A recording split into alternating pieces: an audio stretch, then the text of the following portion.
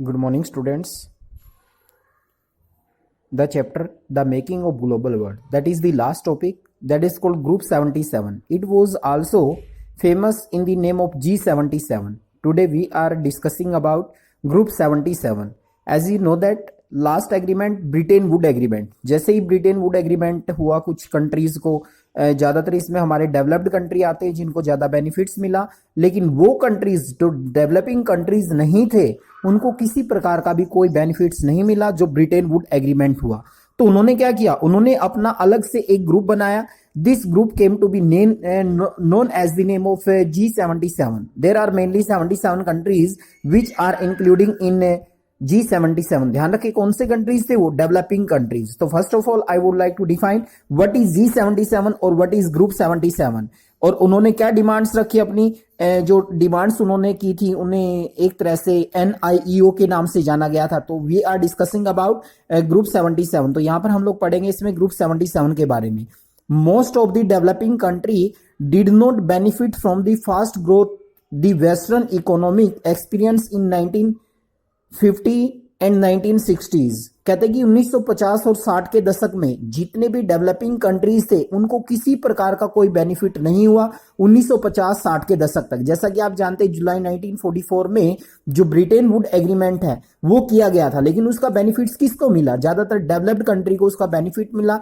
यानी कि इंडिया जैसे जो डेवलपिंग कंट्रीज थे, जैसे इंडिया जैसे कंट्रीज थे, उनको इसका कोई बेनिफिट्स नहीं मिला। तो उन कंट्रीज ने क्या किया, उन कंट्रीज ने अपना एक ग्रुप बनाया। This group came to be known as G77. So developing countries organize themselves as a group.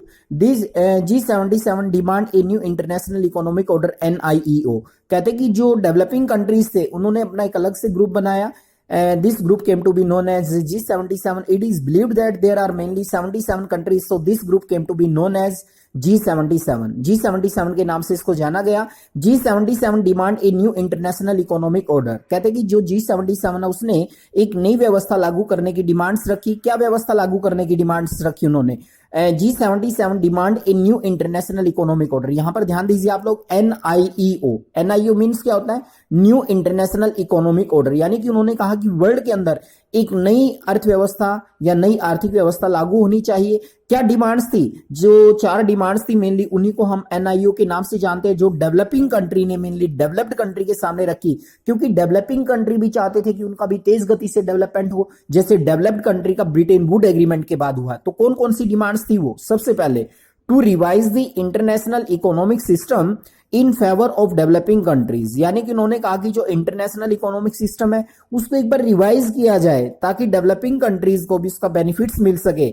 जो सेकंड डिमांड्स है, the developing nation wanted a system that would give them a real control over their natural resource। कहते कि यहां तक कि जो developing countries हैं उन्होंने डिमांड की कि जितने भी नेचुरल रिसोर्स है उनके ऊपर उनका खुद का कंट्रोल होना चाहिए, उनका स्वयं का नियंत्रण होना चाहिए। ये भी डिमांड्स उन्होंने NIO में रखी। The third demand is they could get fair price of their raw material. कहते कि उन्होंने डिमांड्स रखी कि जो रॉ मटेरियल है, कच्चा माल है, जो वो इंटरनेशनल मार्केट को प्रोवाइड करते हैं उसके भी उन्हें अच्छे दाम प्रोवाइड होने चाहिए। Developing country must be entitle to regulate and control the activities of multinational corporation और MNC। कहते कि डेवलपिंग कंट्री ने ये भी डिमांड रखी कि जो उनकी MNC कंपनीज है उनकी जो एक्टिविटीज है उनको भी प्रमोट किया जाए ताकि जो डेवलपिंग कंट्रीज है वो भी अपना विकास कर सके। तो यहां पर आपने जाना ग्रुप 77 के बारे में। मेनली जो डिमांड्स करते हैं, किसकी डिमांड करते हैं मेनली, ये 4 जो डिमांड्स थी इन्हीं को नाम दिया गया NIO के नाम से। तो व्हाट इज G77 में आप ध्यान रखेंगे डेवलपिंग कंट्रीज का, मेन याद रखना developing countries group came to be known as G77।